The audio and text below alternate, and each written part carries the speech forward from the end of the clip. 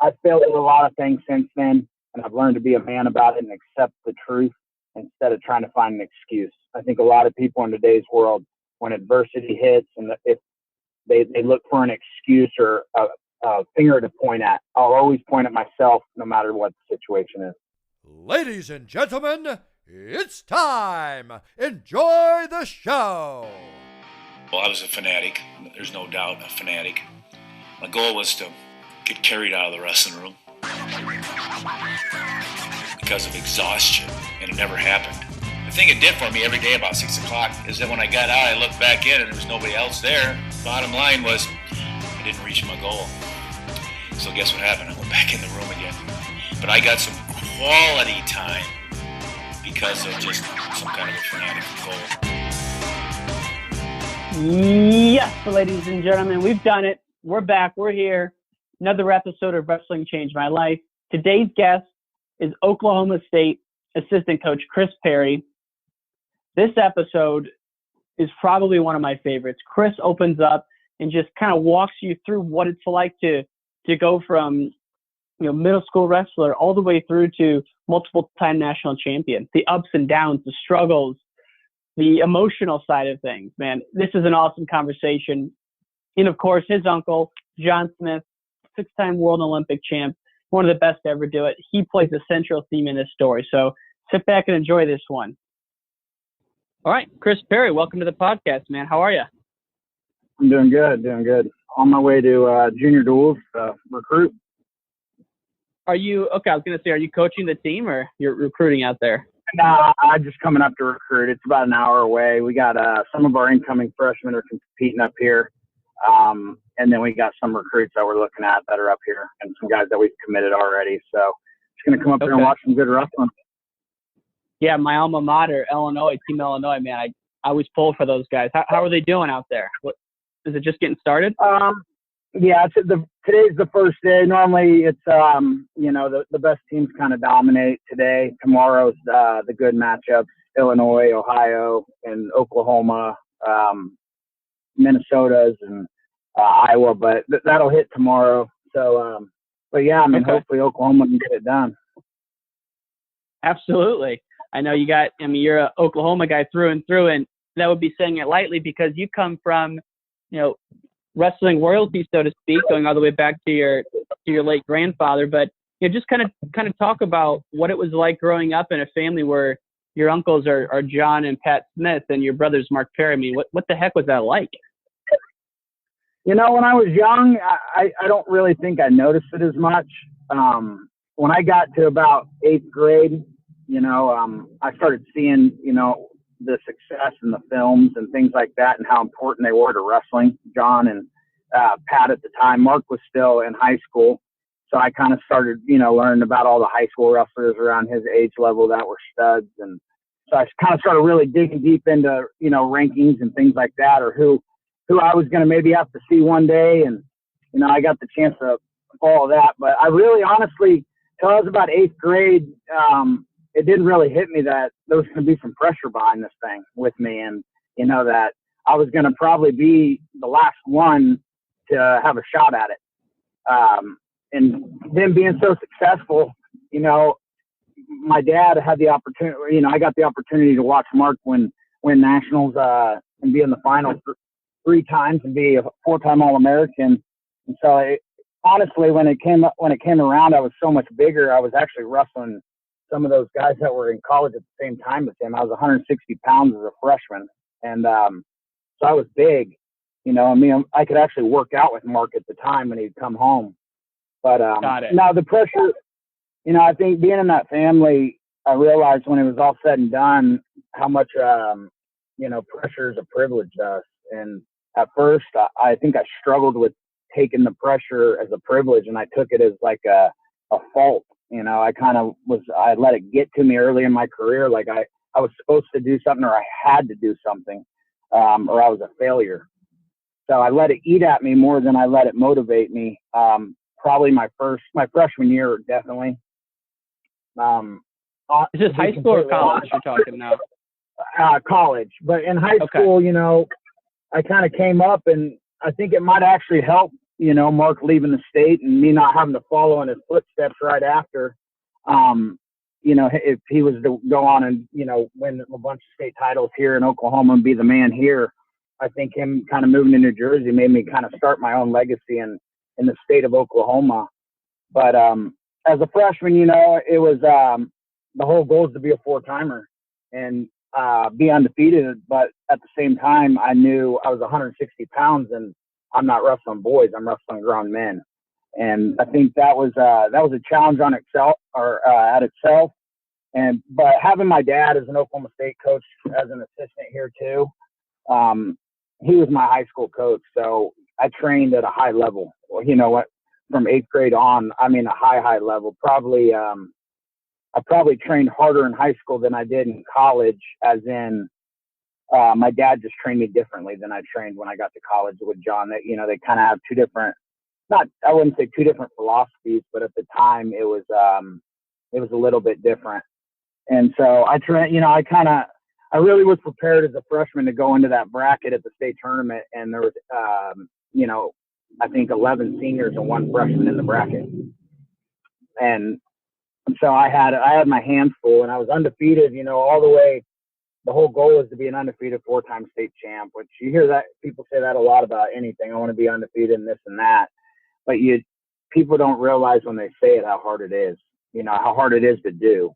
I think kids say that, but there's so much mental game behind it all. And just in general, just there's a lot of ups and downs and a lot of emotional moments as a kid that you have to learn how to handle them.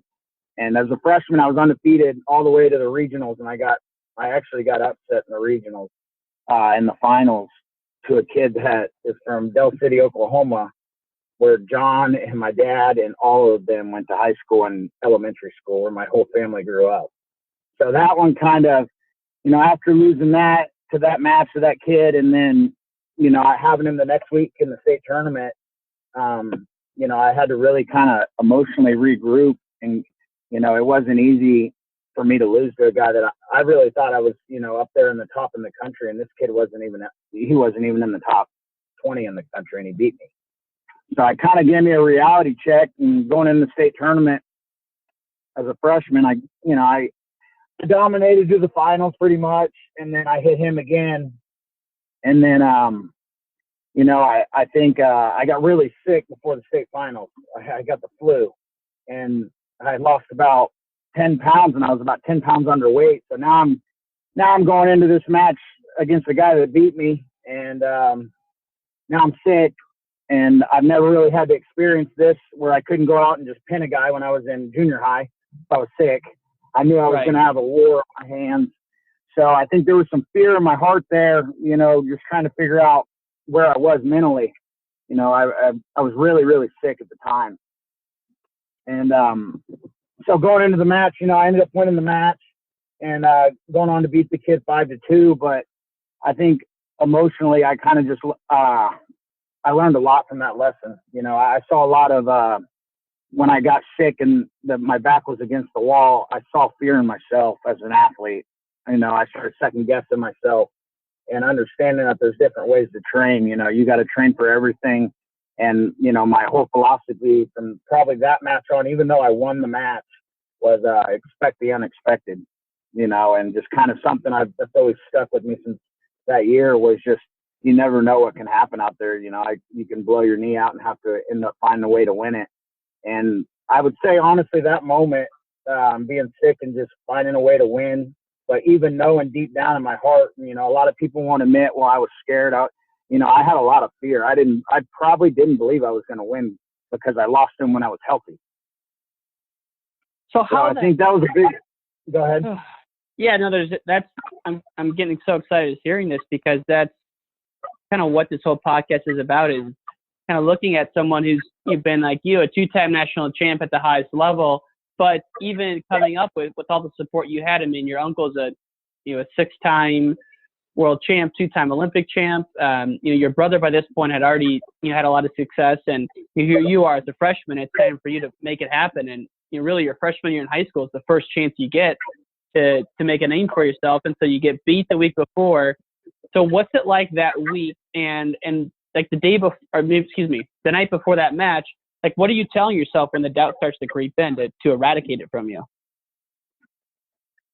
You know, honestly, it was, I think, you know, going into that week and getting ready, and it didn't hit me till honestly about 6 hours before the match. I was sick. I never really, to be honest, I mean, I don't remember having the flu ever, but I can tell you I'm not very tough when I get sick.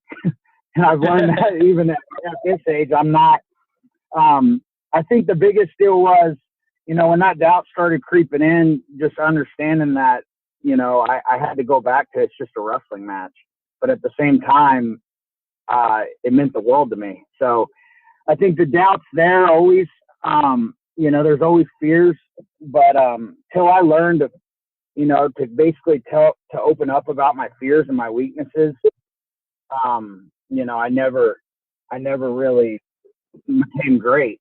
I mean, I tried to fake them, or I wouldn't be honest about them. And I think wrestlers, you know, in general, and I talk to Daton Fix a lot about this, is it's like the only way you're going to get over those things is to just say, hey, I don't like this. This feels uncomfortable to me. I'm scared to get tired out there. I'm scared.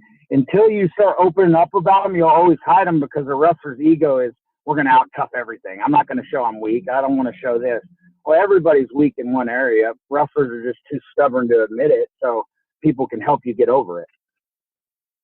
Man, I love that. I love opening up about it, and it's applicable to so many areas of life, because, you know, the conversation you have with yourself when you wake up, or when you're going into a big meeting or a big match, you know, that's where the truth comes out, and only you know really how you feel. And the reality is that we lie to ourselves a ton. So just saying, hey man, I'm scared right now, and this is why, and kind of problem solving to get to the root cause of it. I think that's really, really powerful stuff. Yeah, it's definitely, I think it's, honestly, I probably didn't start opening up about it till my junior year in college.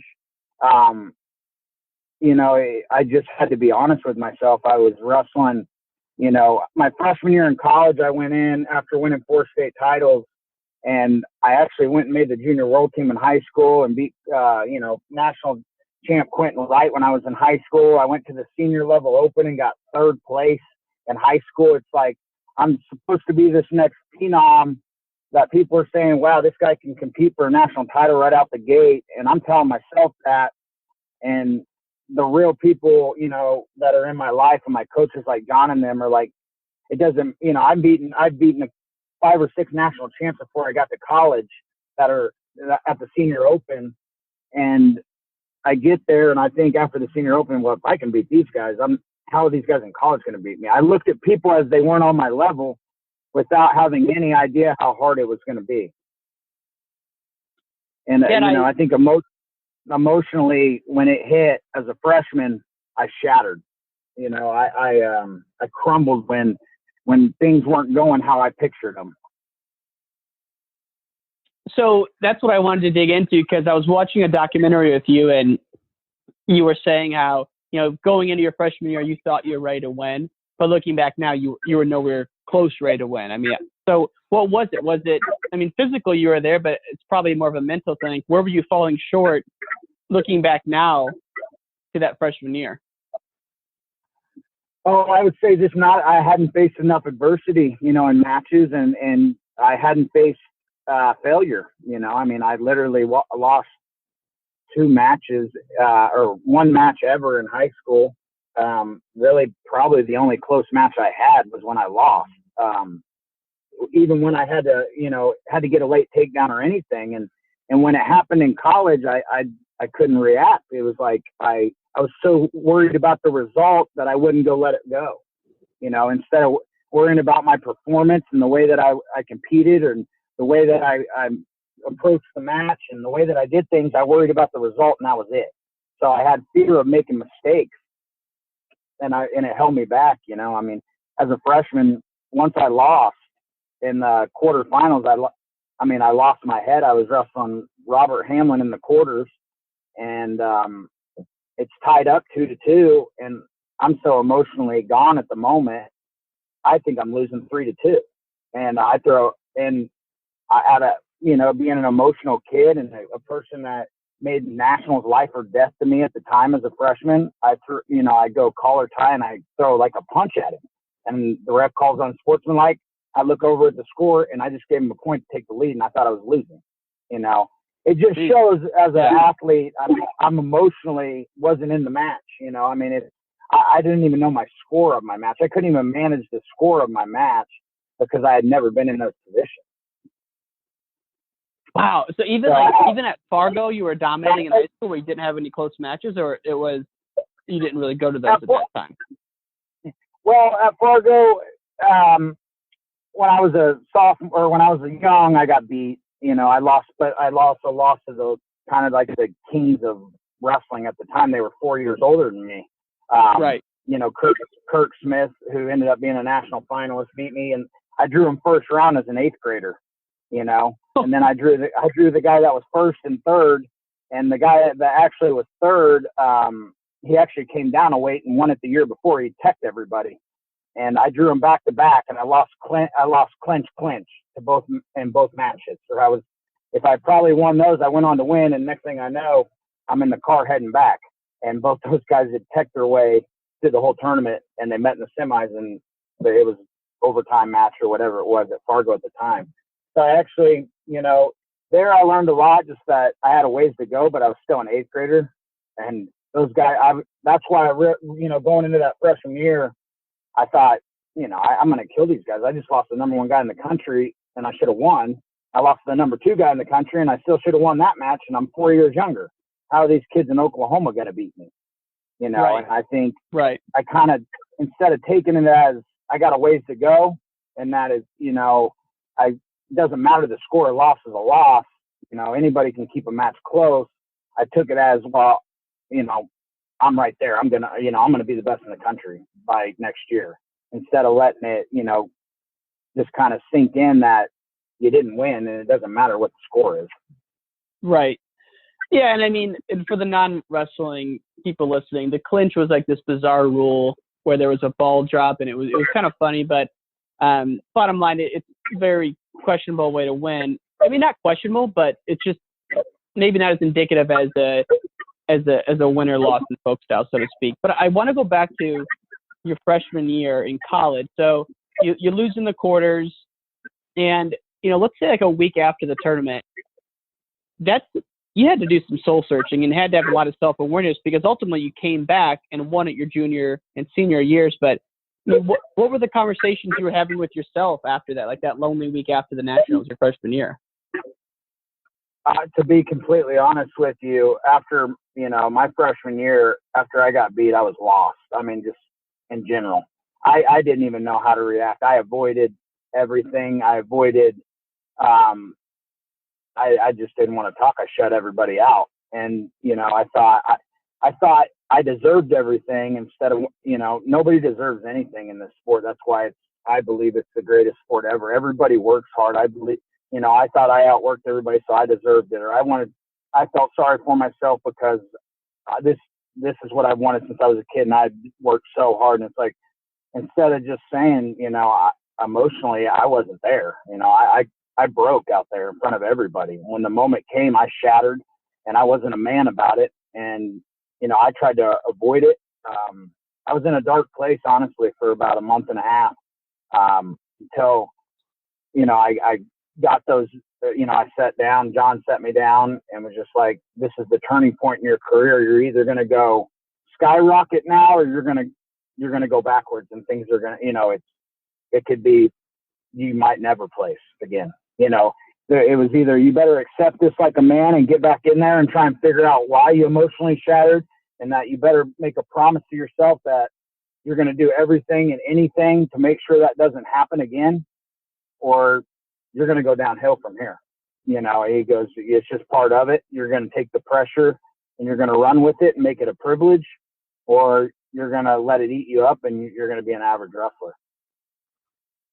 Man, so he was that honest with you. I mean, just saying you might not have a place again, or you could skyrocket from here. Yeah, I mean, the one thing with John and me is that he was really hard on me. I would probably say he's never been this hard on an athlete. I mean, I can probably guarantee that. And, you know, without it, I think he knew he could do that. He was family, and he had coached under my dad, and my dad was hard on me. You know, my dad was really hard on me. And so I think he knew, you know, I grew up with that mentality and that philosophy, but I hadn't lost and had somebody say that to me. You know, I'd always heard that when I beat a guy 15-6, and they didn't give me you know, they were mad because I didn't perform right or my skill was bad. And, you know, Right. they were hard on me that way. But I never really, they weren't hard on me after I'd failed and hit rock bottom, you know, and there was no buttering it up. There was no, you're going to be all right, you're going to bounce back. It was straight truth. And I accepted it. I was, you know, as a kid, I was a little bit, I would say I was hurt over it, you know, sensitive about it. I thought they were taking shots at me, basically calling me, you know, not tough, and that I'm weak, and that I'm, you know, I'm not good. And for a little bit, I let it sink in and piss me off. And so I just trained on my own and got motivated on my own. They weren't calling me saying, hey, you need to get up here and do this if you want to win or any of that. I think he let it sink in and was like, you're either going to take it and want it bad enough or you're not. And so I think going into that sophomore year, I had Kenny Monday Kenny Monday moved to Stillwater that year, and it was a different voice for me at the time. It was a new voice, I think. Having John obviously was always there, but you know, he was always hard on me, and having Kenny there helped definitely. Having Zach Esposito there was a big benefit, and I think John kind of sat back and wanted to watch, you know, and to see how I reacted to failure before he came back in. And I'd say, you know, sophomore year, Kenny Monday really kind of took me under his wing, really made me believe that I was the best.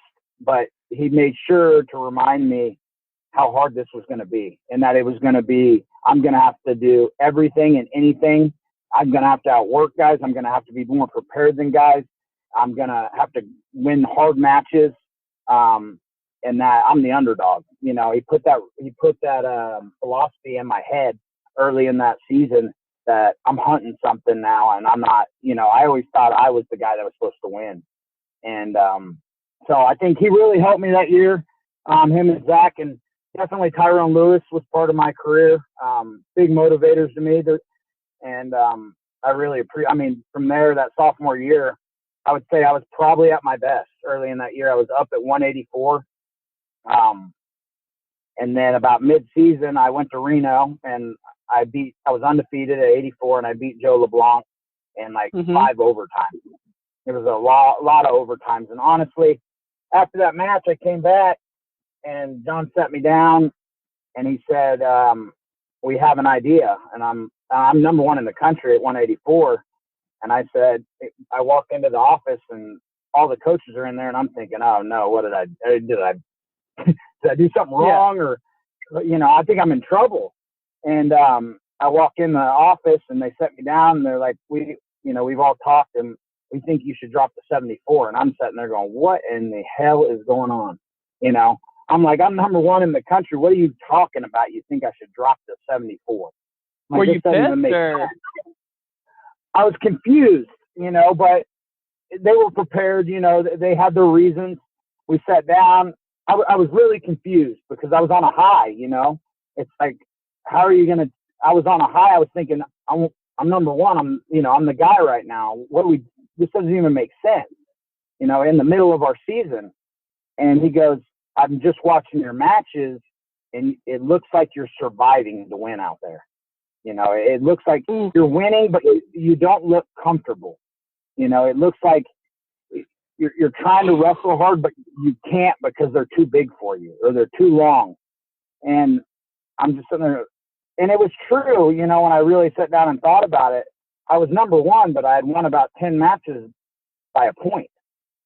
And like by the grace of God, like I would get on a leg and I would get crunched, and I couldn't suck anybody in, but I was just winning on pure toughness. And John told me, he's like, at the end, it could get the better of you, you know, the weight class and these guys being bigger. And gonna, and then being able to use their size and length. And it took me a minute, and after the office, I kind of left, and I wasn't sold yet. He goes, I just want you to think about it, but we're going back to Wyoming in 3 weeks, because I weighed in underweight, like 3 or 4 pounds underweight. I don't remember at the time at Reno when I wrestled it. And that's why John he saw my body changing.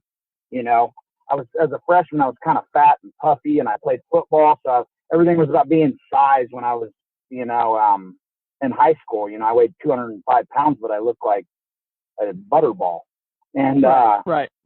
I was just a big high school kid. And so anyway, we were going back to Wyoming in 3 weeks, and it's Joe LeBlanc again. And I'm like, I couldn't wrestle in that dual meet if I was going to go down because of the plan or the weight plan.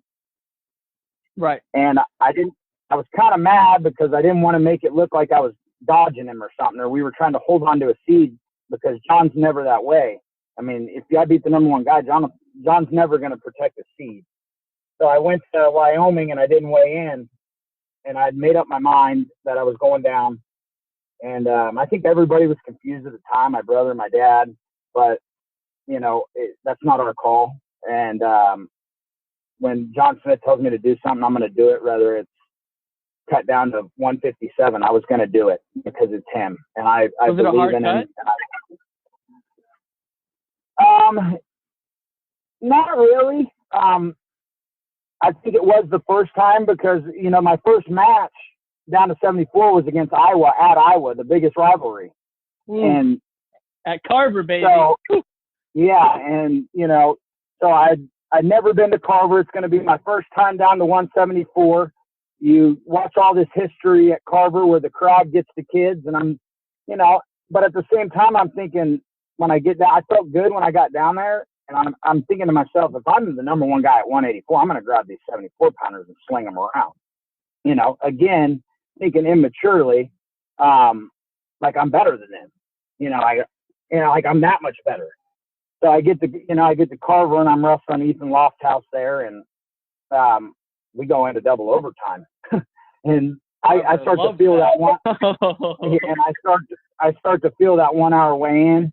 I start to feel what the body's like, lean like that, and I didn't wrestle. I anxiety hit, and the weight the cut got to me a little bit, I'd say. But as the season went on, and I started to go so did you win the match, or he got the match? Oh yeah, no, I won. I never lost an Iowa guy ever. Okay. I've never lost an Iowa guy. I love. So I won that match. I won that match, and I'm going, man, this might be a little harder than I expected. But at the same time, I got to remember, I'm going down to 174 to wrestle a two-time national champ, Ed Ruth. Undefeated, has pinned everybody. So in my head, it was like a remotivator. At 84, nobody had controlled the weight class at the time. It was wide open. Nobody was a national champ. Quentin Wright had went up a weight to 97, and so it kind of rejuvenated me in the middle of the season, like I'm hunting one of the greatest college wrestlers of all time. And then at the same time, Amucha Segi's there, who beat him the year before, and made the national finals. So we got 2 national finalists and a national champ in the weight class, both undefeated going into my sophomore year, going in the national tournament. And I had honestly, once I got adapted to the weight, I was smashing guys. I'd probably wrestled the best I'd ever wrestled in my career. And I was killing everybody. And I was like, this is a great move. I'm motivated. I'm ready. I'm taking guys down. I feel stronger. I feel better. I'm winning by wide margins finally. And then I get to the national tournament. There's 3 undefeated guys, Mucha Segi from Stanford, Ed Ruth, and me. And I get to, Mucha Segi had kind of been hurt, but he was actually, Ed's only lost the year before he beat him in the nationals. And so I get the 2 seed, Ed gets the 1 seed, and Mucha Segi gets 3 because he didn't wrestle. We get to the semis, and first round of the tournament, I'm actually wrestling a guy from Virginia Tech.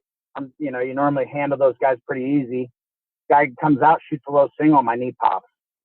And nothing crazy, but I've never been hurt. you know? So it's like, oh no, here we go. You know, was I ready for it? And I wasn't again, you know, I got hurt.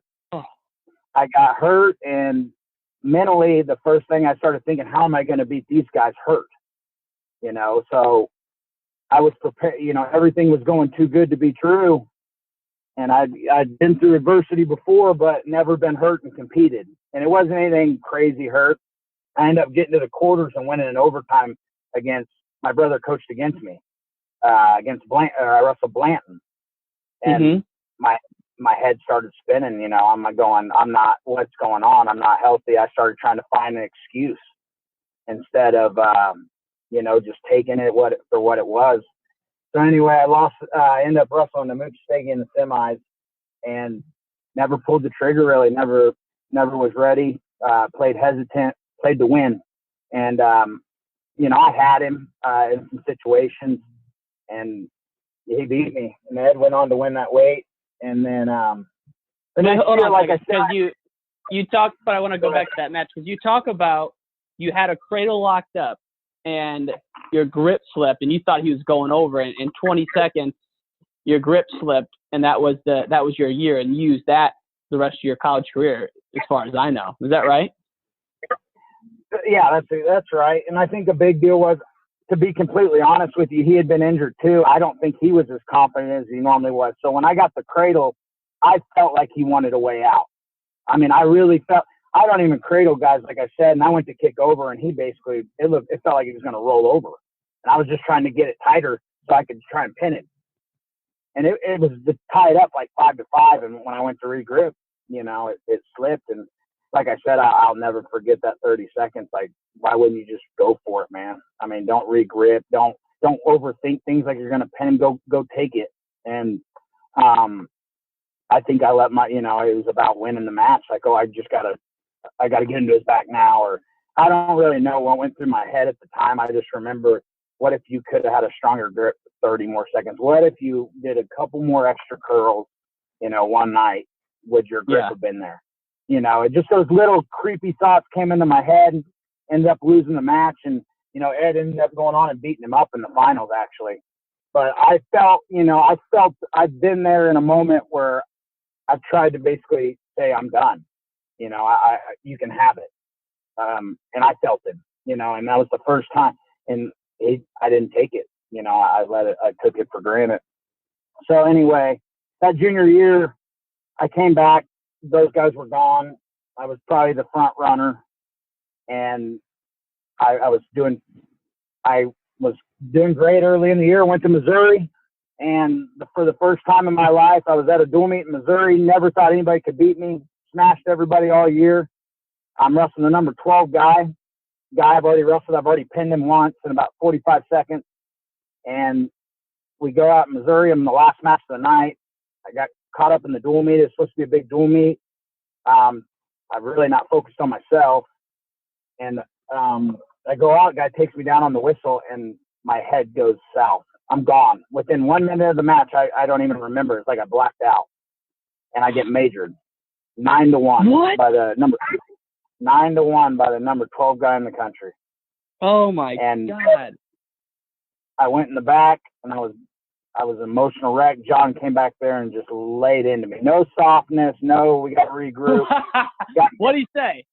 Give us some insight into that. Oh, I think, you know, he brought us in the locker room, and he just said, you know, I mean, he looked at me and goes, you're, you know, at the time it was, you're gutless. You know, why, when adversity hit, you folded tent in front of everybody, in front of your team. You're supposed to be a leader, and you laid on your belly like a 2-year-old out there and just quit. And he said, there was some other things said. He was very angry. You know, we got back to the hotel, and I was still pouting. I was taking a shower, and I hear my door open. He said, get your shit, and we're going to the workout room right now. We wrestled Iowa State in 2 days. And he said, get on that treadmill and start running till I come and get you. And I ran about 8 miles. Ooh. And he came back and got me, and I had to go wrestle at Iowa State the next day. I was about 4 pounds underweight. And I'm like, so now I start thinking about how I feel. Go to Iowa State, I barely win, wrestle like crap again. And it honestly just carried on. I let my emotions that whole year kind of own me. It became about winning again. Like I was supposed to do something. I was the guy. No, you know, I'm the guy that's supposed to get upset. Well, so I was waiting for that rematch with that Missouri kid. We had it at national duels, and I'm thinking, okay, now's where I turn this thing over. I'm ready to kill this guy. You know, I'm like, I go out there and I win in overtime again. And I'm like, what's wrong with me? I'm panicking, you know. I'm like, what is going on? This kid's not even on my level. I'm just out there emotionally shot, just trying to win. So anyway, I kind of figure things out toward the end of that year, my junior year. At the Big 12 tournament, I take a shot, and I pop my elbow out. I dislocate my elbow. And right in the last, I was trying to get a major, and the kid hit a wizard, and my elbow pops. And this is 2 weeks before the Nationals. And I'm like, oh, here we go again. And I'm like, and after my sophomore year, but this time I didn't get on the mat for 2 weeks straight. And John kept me off the mat. I couldn't grip anything. I was kind of, you know, I was scared to death. I was like, this is my arm. This is my shooting hand. This is everything. And I went to the national tournament. My brother said, my first time I got on the mat was at the NCAAs, and Mark said, come here, let's go drill and I want to drill with you for the first time. I took a shot for the first time. I grabbed his leg and I screamed, and I was like, my head was gone. You know, I was like, this is unbelievable. I started feeling sorry for myself. And then when I got to the tournament first round, you know, I'm scared. The guy I got is from Oregon State, and he's like 13-16 or something. He placed for somebody, forfeited at the tournament. I got the worst guy in the tournament, hands down. Yeah. And I went on a reverse call, 6-5, and I'm like, oh my God. My God. I'm like, I've already got doubts in my head. And then, you know, second match, I end up winning another close one. Then I get to the semis and I have Heflin. I win in double overtime. I win in I've got one takedown the whole tournament. And I went in overtime in the quarters on ride out. And then I went in overtime in the double overtime in the semis with no takedown, and I went in the finals with no takedown, double overtime. I had no takedowns and won the national tournament. And I think, you know, it just showed I had to go through that adversity that sophomore year with being injured to get through it. I mean, could you have ever imagined your freshman year, first day on campus, the amount of emotional pain and self-doubt you're about to go through? Like, you probably had no idea what it was going to take to get there. No, I mean, I think I really had no clue how to handle the moment, really. You know, the championship moment, you know, that last 45 seconds of who wants it more, that, you know, it was all about fear. What if this happens? What if that happens? You know, instead of like, I'm going to go get this. So I think my junior year is where, you know, I really realized that. But at the same time, I stopped worrying about it. I just decided, like, hey, listen, if you win this thing, this is going to be a story for the ages. If not, it is what it is. So how, man, I know we got to wrap this up. This one can go for hours, man. And we have to do another one of these because there's so much I want to ask you about coaching and what that's like. But just one thing to kind of wrap this up is, like, when you were in the thick of it, like your sophomore, your junior, your senior years, how much did visualization play a role in your mental game? My senior year, probably the most. I think Andrew Heil coming back was, it became war to me. You know, it was that this guy can't be beat. He beat David Taylor at the Olympic trials, this and that. My junior year, definitely, I'd always planned on being on that stage. When I got my chance the first time and I won it, it meant the world. But at the same time, the craziest thing ever is I blacked out after I won the match. I don't even remember the match. You know, it's like so much adrenaline. After I won, I went in the back. I was crying and I fell asleep within like 5 minutes. And I had to go do media and everything. Yeah, I was just like emotionally shot from just thinking and worrying and and I don't even remember the feeling of winning up there. You know, I don't even remember what I did when I won. I don't remember. I just was an emotional roller coaster. Well, anyway, the next year I I really just wanted to feel what it felt like to win up there. So that's why I kind of was, I was kind of hurt. Everybody kept throwing me out as a national champ, but it didn't hit me for about 2 weeks that I was the champ. You know, I was still paranoid and worried and training. I didn't stop training 2 weeks for like 2 weeks after nationals. I kept working out and getting after it because I felt like I had another match. Freaking insanity, man. Oh my God. That's crazy. Yeah. So that next year, that definitely was the goal, you know, to feel that feeling again. And I had a bigger task on my hand having Andrew Heil too. And so that motivated the hell out of me. John made sure to remind me that winning 2 championships is going to be twice as hard. And if you think any different, you're going to end up 2 steps down. And he really put a fire in my ass. And I went after it, man. I really, that year, you were going to have to kill me to beat me. But would you visualize the matches like during the week and like let's say it's like November, December? Are you visualizing what it's going to be like at nationals, and is it just constantly on your mind like throughout the year? You're just obsessed with it?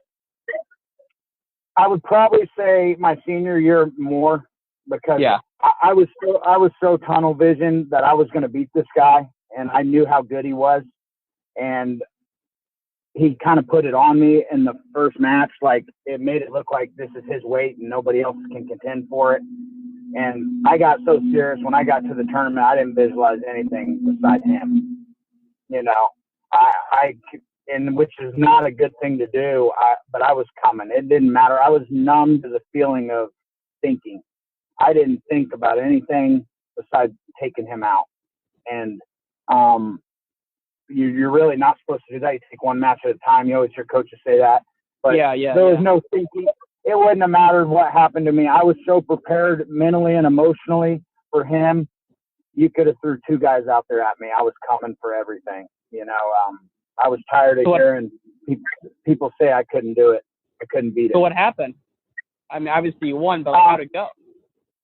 You know, at Big 12s, we wrestled 2 weeks before that. It was a 27-minute match with a bunch of reviews. Everybody saying it was bad calls, stalling this. Perry didn't do nothing. He'll never beat him again. You can't win that way against him. He's going to come harder.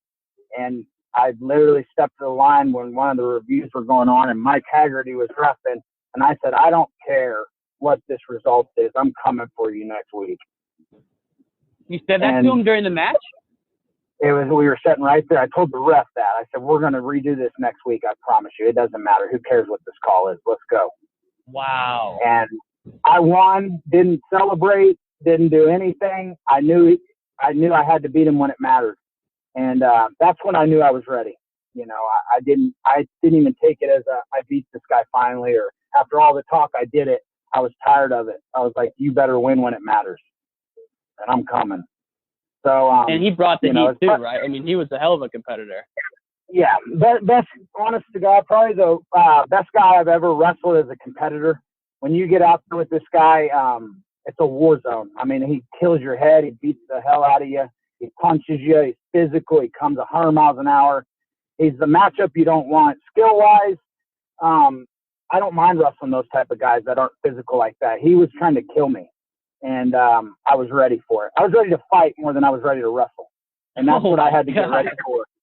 You know, I think that's how I prepared for him. I stopped preparing to wrestle him. I prepared for a fight.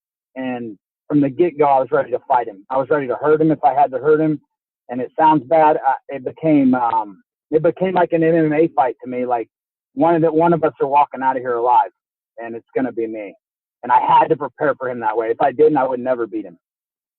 Jesus, dude. So you were ready to freaking, well, I don't know if you know who Hickson Gracie is, you know, the famous Gracie Jiu-Jitsu family, but he said like when he was doing the Pride Valley Judo fights in the 90s that he was ready to die out there if he had to. Like, I don't know if it was that extreme for you, but you seemed like you were going in there, didn't matter what was going to happen, you were fucking leaving it all out there, and that was it. Like, you were ready to die if you had to against those matches. 100% with that match. It was just, I knew that I was going to have to. I knew I felt him before. I had trained with him before. I knew he trained hard as I trained. I knew he worked harder than I worked. I mean, I just knew I had to go to a deep, deep, dark place, and somebody was going to go there. And if I let him get to me emotionally, he was going to shatter me in front of everybody. So I was ready for him probably more than anybody. I wasn't one bit nervous for the finals. Probably the most confident I'd ever been in my life. Not to beat him, but I knew I was going to drag him into deep waters, and we were going to find out. Man, that is like where the cream rises to the top. And those before the match starts, you're about to be in absolute pain. You're going to be exhausted, and it's just like those inches in that situation that separates you. And then obviously you get it done, and man, there's so much more to talk about with you and your coaching and all the guys you're working with now, like Daton Fix. And I'd love to learn about like what your uncles taught you, but I know we got to wrap this up, man. But just one last thing before we wrap this one up is like if you look back on it, and kind of the theme of this podcast is wrestling changed my life. Like, what has the sport taught you? Just if you look back at your competitive career, and like, why would you encourage someone to get involved with it? Adversity, 100%. How to pick myself up and be a man after I failed. How to get back on the horse and get back after it. Never feel sorry for yourself because nobody cares. And honestly, just the work ethic, how hard it is to be the best at something, how deep you really have to dig. And 100% adversity is the difference. I've failed at a lot of things since then, and I've learned to be a man about it and accept the truth instead of trying to find an excuse. I think a lot of people in today's world, when adversity hits and if they look for an excuse or a finger to point at, I'll always point at myself no matter what the situation is. That's the end of this episode, but definitely not the end of the show. For more episodes, please go to wrestlingchangemylife.org. Subscribe to us on iTunes. Give us a star rating. Show the love, baby. Show the love. Thank you so much. We'll see you again soon. Peace.